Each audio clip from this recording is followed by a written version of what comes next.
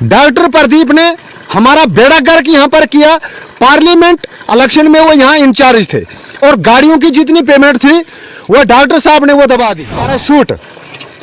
Parachute पे आपने चढ़कर जो है वो टिकट लाई और उसके बाद आपने पार्टी को किसी को भी आपने नहीं पूछा और वो लोग आपने बीच में लाए जिन्होंने पार्टी का बेड़ा गर्क किया। मैं डॉक्टर साहब से गुजारिश करता हूं कि आपके पास की बात नहीं है, आपकी यूनिवर्सिटी ये हमें इलेक्शन में भारी पड़ गई। डॉक्टर प्रदीप साहब ने हमारा बेड़ा गर्क किया। डॉक्टर साहब, आपकी यूनिवर्सिटी हम पर भारी पड़ गई, लोगों के पैसे खाए, इलेक्शन में जो है वो टिकट जो है वो ऊपर से मिली और उन लोगों को साथ रखा जिन्होंने पार्टी का बेड़ा गर्क किया। दोस्तों, ये मेरा स्टेटमेंट नहीं बल्कि ये स्टेटमेंट है कांग्रेस के ब्लॉक प्रेसिडेंट मरमत मुदस्सिर वानी का। वो मुदस्सिर वानी जिसने इलेक्शन के दौरान जो है वो बड़ी बड़ी बातें भी की थी, ऑपोजिशन को निशाना भी बनाया था, लेकिन आज के वक्त में वही मुदस्सिर लॉन जो है अपने ही जो एमएलए कंटेस्टिंग कैंडिडेट है डॉक्टर प्रदीप, उसको निशाना बना रहे हैं। इस वक्त मेरे साथ फोन कॉल पर मुदस्सिर मौजूद है। हालांकि आपने स्टेटमेंट भी इस समय देखा भी होगा, वायरल स्टेटमेंट है जिस पर वो डॉक्टर प्रदीप को जो है वो निशाना बना रहे हैं। मुदस्सिर जी, सबसे पहले तो स्वागत है आपका और जानना चाहूंगा कि आप ये स्टेटमेंट में कह रहे हैं डॉक्टर प्रदीप जो है वो हम पर भारी पड़ गया, डॉक्टर प्रदीप ने हमारे पैसे खाए, डॉक्टर साहब आपकी यूनिवर्सिटी हम पर भारी पड़ गई, ऐसे लोगों को साथ रखा जिन्होंने पार्टी का बेड़ा गर्क किया। बताइएगा, थोड़ा सा तफसील में बताइएगा मामला क्या है।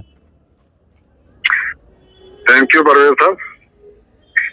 देखिए, ये सारी बाइट आपने कल सुनी, उसमें कोई शक नहीं है। जब भी कोई लीडर मैदान में उतरता है तो बाकी जो वो काम करता है उसको वो छोड़ने पड़ते हैं। अगर कोई बोलेगा मैं नौकरी भी करूंगा तो उसके बाद मैं पॉलिटिक्स भी खेलूंगा तो ये नामुमकिन है। जैसे मैंने कल कहा, एक पार्टी की जिम्मेदारी होती है बंदे को जिताना। जो पार्टी का कैंडिडेट होता है उसको पार्टी की जिम्मेदारी होती है कि उसको हमने कैसे जिताना है। मगर ये कैंडिडेट ऐसे यहाँ पर आए, ना इन्होंने स्टेट की बॉडी जो है उनको पूछा कि मैं इलेक्शन लड़ रहा हूँ, ना ब्लॉक की बॉडी को पूछा मैं इलेक्शन लड़ रहा हूँ। तो इन्होंने बाकी जो लोग पहले हमारे साथ नहीं थे उनको जोड़कर जो है इन्होंने कंपेन स्टार्ट की। तो पार्लियामेंट ये बात चल रही है, जब चौधरी लाल सिंह जी इलेक्शन लड़ रहे थे उस वक्त प्रदीप साहब जो हैं ये वेस्ट डोडा के इंचार्ज थे। जितना भी गाड़ियों का हिसाब किताब जो था वो सारा इन्हीं के पास था। तो बाद में जब चौधरी साहब भी हार गए तो ये डॉक्टर साहब बोल रहे हैं कि पैसे जो हैं वो चौधरी साहब देंगे। चौधरी साहब कहते हैं कि वो डॉक्टर साहब देंगे, मैंने वो पेमेंट उनको कर दी है। तो बाद में ये मसला चलता रहा, तो बीच में फिर इलेक्शन असेंबली का आ गया। तो असेंबली में भी हमने उनका पूरा साथ दिया। उन्होंने पहले कहा कि ये जो पार्लियामेंट का बकाया है तो हम उसको असेंबली में करेंगे। तो देखिए, इस तरीके से इलेक्शन नहीं जीते जाते हैं, लोगों के बीच में रहना पड़ता है। अगर ये संडे के दिन अगर छुट्टी होगी, अगर वो लोगों में आएंगे तो ये तरीके से काम नहीं चलेगा।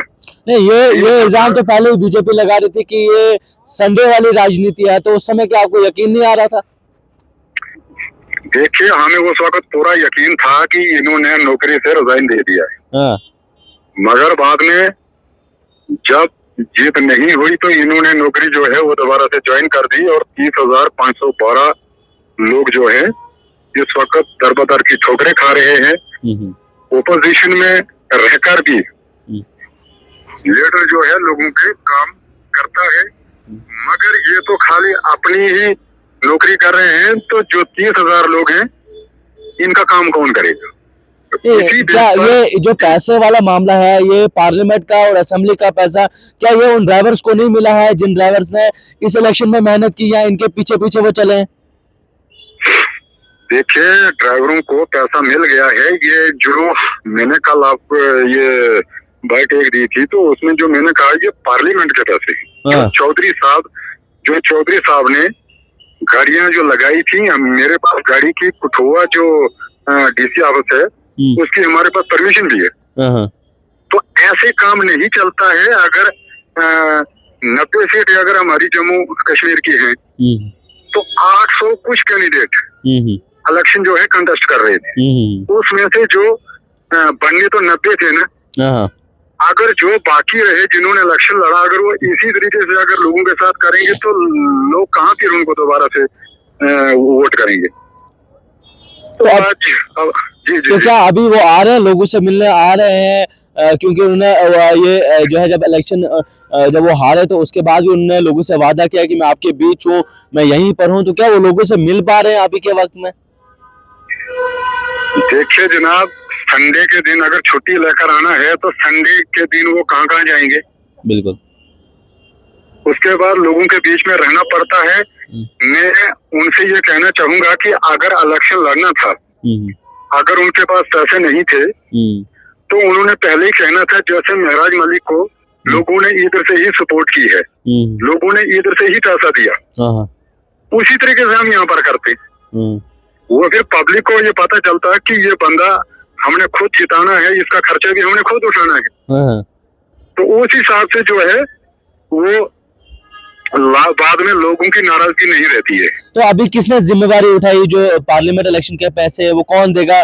किसने जिम्मेवारी उठाई? अब देखिए, पार्लियामेंट के इलेक्शन में जो खर्चा हुआ है, जो गाड़ियों के पैसे हैं, तो वो डॉक्टर प्रदीप साहब को देना पड़ेंगे, क्योंकि पार्टी का एक रोल होता है। वेस्ट डोडा के वो इंचार्ज थे, वो कहते हैं कि ये मसला हमारे नॉलेज में ही नहीं है। आप मुझे ये बोलिए कि अगर इंचार्ज बोलता कि मसला हमारे नॉलेज में नहीं है तो फिर किसके नॉलेज में होगा?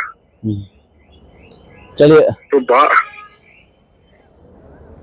चलिए बहुत बहुत शुक्रिया। ये मुदस्सिर लॉन जी थे, जिनका ताल्लुक जो है वो कांग्रेस से है और ब्लॉक प्रेसिडेंट जो है वो मरमत रहे हैं, और जनाब आज अपने ही कैंडिडेट के खिलाफ जो है वो खुला बोल गए। हालांकि भाजपा की जानिब से ये इल्जाम पहले ही लगाए गए थे कि जनाब ये संडे वाली राजनीति है और ये कामयाब जो है वो डोडा में नहीं होगी, लेकिन आज के वक्त में जिस तरह से कहा जा रहा है कि पैसे जो है वो लोगों के रखे गए हैं, तो क्या ये अधिकार है? पहले तो लोगों से भीख मांगो, वोट की भीख मांगो, लेकिन उसके बाद कुछ लोगों का जो है, जो ड्राइवर है या जिन्होंने काम किया है, उनके पैसे आप दबाओ, तो क्या ये जायज है?